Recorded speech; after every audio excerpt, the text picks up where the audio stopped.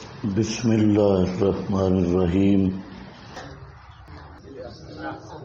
ان الذین یکتمون ما انزل اللہ، پھر آ گیا نہیں،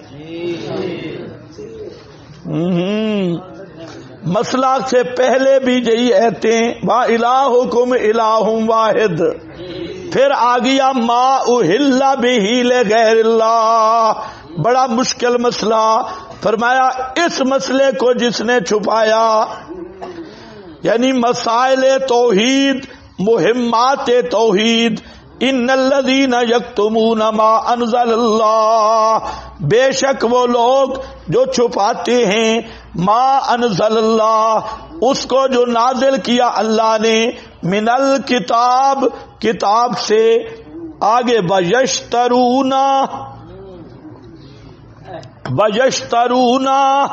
اور لیتے ہیں اس کے بدلے میں ثمنن قلیلا، دنیا کا مال، یعنی چند ٹکے، ثمنن قلیلا، چند ٹکے، اولئک ما یاکلون فی بطونہم الا النار، یہی لوگ ہیں جو نہیں کھا رہے فی بطونہم، اپنے پیٹوں میں، الا النار، مگر آگ، ولا یکلمہم اللہ، نمبر 2 نہیں کلام کرے گا اللہ پاک، یعنی لطف و کرم بھلا کلام ان سے یوم القیامہ، قیامت کے دن، ولا یزکیہم، انہیں پاک بھی نہیں کرے گا، وَلَهُمْ عَذَابٌ عَلِيمٌ، واسطے ان کے دردناک عذاب ہوگا۔ دیکھ لو، ان الذین یکتمون ما انزل اللہ، کس کو جو چھپائے گا؟ ما انزل اللہ، قرآن کا مسئلہ جو چھپا لے گا، الذین عام استغراق کا، یکتمون ما انزل اللہ من الکتاب ویشترون بہ ثمنا قلیلا، فیسیں لیتے ہیں، مسئلہ نہیں بیان کرتے کہ اگلے سال پھر پروگرام لگے، لوگوں کو خوش کرتے ہیں، چودھری صاحب خوش ہو جائے ہیں، چودھری صاحب، خان صاحب خوش ہو جائے، اور لوگ کہیں واہ ایسا مولوی منگواؤ جو کسی کو کہے کچھ نہیں ہے، دیا جیا پتر بے ایمان، وَيَشْتَرُونَ بِهِ ثَمَنًا قَلِيلًا، چند ٹکے، چند ٹکوں کی خاطر، مدرسے کے چندے کی خاطر موتمم بنائے، اور مسئلہ نہیں بیان کرتا، کہیں چندہ کم ہو جائے گا، پیر بنائے، مسئلہ نہیں بیان کرتا، ہدیے کم نہ ہو جائیں، تحفے کم نہ ہو جائیں۔ یاد رکھ لو، جو مدرسہ مسئلہ بیان کرنے کی آڑ بن جائے، وہ مدرسہ نہیں، وہ بت ہے، وہ مدرسہ نہیں، وہ کیا ہے؟ مدرسہ مسئلے کے لیے ہے،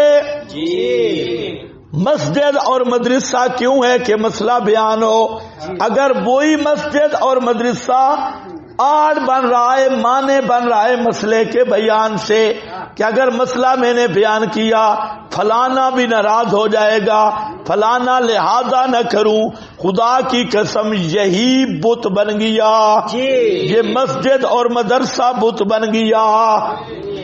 سن رہے ہو کہ نہیں؟ آج اکثر لوگ امامت بچانے کے لیے یہی ہے، یشترون بہ ثمنا قلیلا، ہدیے، چندے، فیسیں، حلوے، اور ان کے لیے انہوں نے مسئلہ چھپایا ہوا ہے۔ ورنہ میں آپ کو بتاؤں، جتنے فرقے ہیں ان کے بڑے بڑے مولویوں کے میں مجھ سے رابطے بھی ہیں، اب بھی بڑے بڑے سرغنے فون کرتے ہیں، خدا کی قسم کہتے ہیں آپ کا جو مسئلہ ہے بالکل حق مسئلہ ہے، لیکن ہماری مجبوری ہم بیان نہیں کر سکتے، اگر بیان کریں مدرسہ جائے گا، اگر بیان کریں مسجد سے نکل جائیں گے، اگر بیان کریں کھائیں گے کہاں سے، یہ لفظ میں نے اپنے کانوں سے ان کے بڑے بڑے اساتین سے سنے.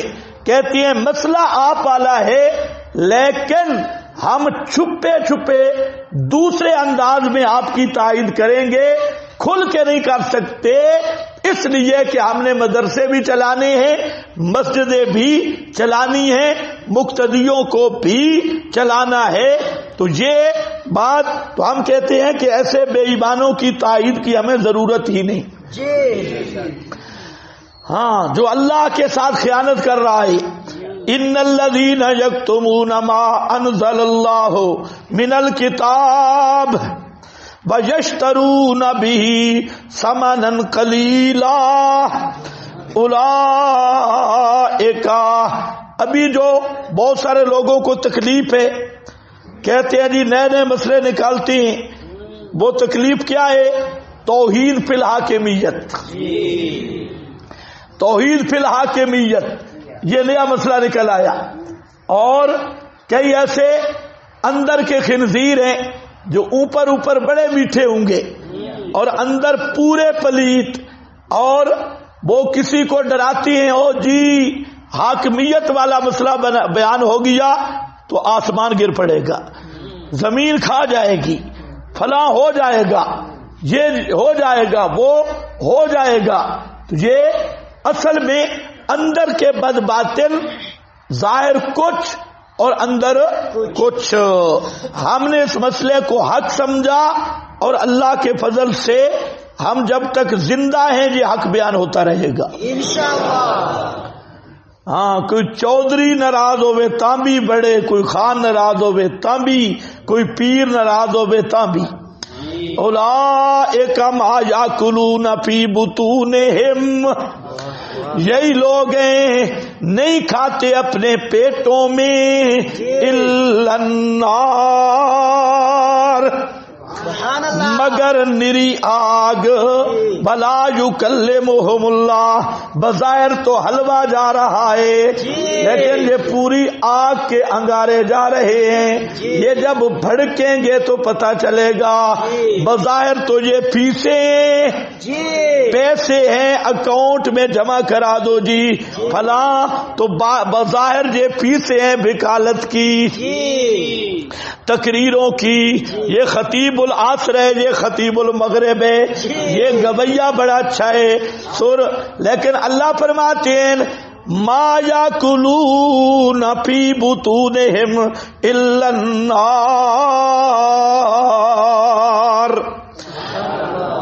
مولانا روم نے جہاں ایک بات لکھی بہت اچھی, فرماتے ہیں ایک آدمی جنگل میں گیا, اس نے دیکھا ایک سانپ پڑا ہوا ہے.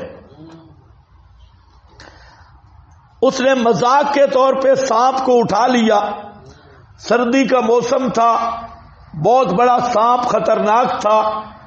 وہ جو ریڑھی شیڑھی تھی اس پہ لاد کے بغداد میں لے آیا.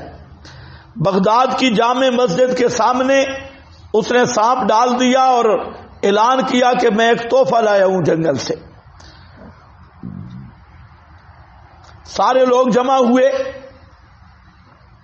دھوپ بھی نکل آئی, سورج اوپر آتا رہا. وہ سانپ بیچارہ سردی سے ٹھٹرا ہوا تھا, اندر سے زندہ تھا للڑوں والے عقیدے کے مطابق, اوپر سے ذرا خاموش تھا, مرا اندر سے زندہ تھا. تو جب سورج کی گرمی لگی تو سانپ نے حرکت کی, منہ کھولا.